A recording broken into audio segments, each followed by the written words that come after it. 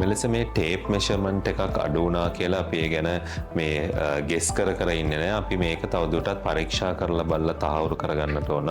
මෙහිදී ඔබ විශේෂඥ වෛද්‍යවරයෙක් ළඟට යොමු වුණාම ඔබගේ නාරියා ප්‍රසව විශේෂඥ වෛද්‍යවරයා ඔබට ස්කෑන් පරීක්ෂණයක් සිදු කරන්න ලබනවා. එතකොට අපි බබාගේ හිසේ වට ප්‍රමාණය, ඒ වගේම තමයි උදරය වටා ඇති වට ප්‍රමාණය, ඒ වගේ තමයි බබාගේ බර කියන දේවල් අපි ගණනය කිරීම සිදු කරන්න ලබනවා. මීටත් අමතරව බබාගේ වටේ තරලයක් පවතිනවා. මෙන්න මේ තරලය කොතරම් දුරට පවතිනවද කියන එක අපි නිර්ණය කරලා බලනවා.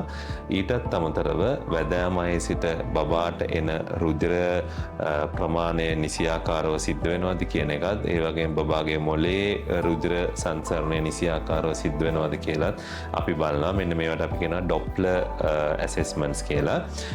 මේ දේවල් සියල්ලම එකට එකතු කරලා අපිට කියන්නට පුළුවන් බබා කුඩා වීමක්, එහෙම නැත්නම් මේ fetal growth restriction කියන තත්ත්වයක් පවතිනවද කියන එක. මෙහිදී සිදු කරන මේ ස්කෑන් පරීක්ෂණ බහුතරයගේ අපි දන්නවා නෝමල් වෙනවා.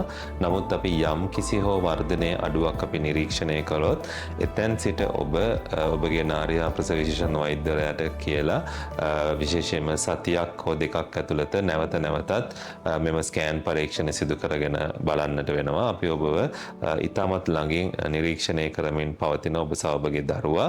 ඒ වගේම තමයි මේ රුධිර සංසරණයේ යම් කිසි වෙනසක් අපි නිරීක්ෂණය කරොත්, මේ ඩොප්ලර් ඇසෙස්මන්ට්ස් වල යම් කිසි වෙනසක් අපි නිරීක්ෂණය කරොත් අපි එහිදී මේ සතියක් හෝ දෙකක් ඉන්නේ නැහැ, ඊට වඩා වැඩි ප්‍රවණතාවයකින් වැඩි වාර ගණනක් ඔබගේ දරුවා නිරීක්ෂණය කිරීම, ස්කෑන් පරීක්ෂණ සිදු කිරීම අවශ්‍ය වෙනවා. සමහරවිට මේ අවස්ථාවේදී ඔබට හොස්පිටල් එකේ එහෙම නැත්නම් රෝහලේ ඇඩ්මිට් වෙන්නත් සිදු වෙන්නට පුළුවන්.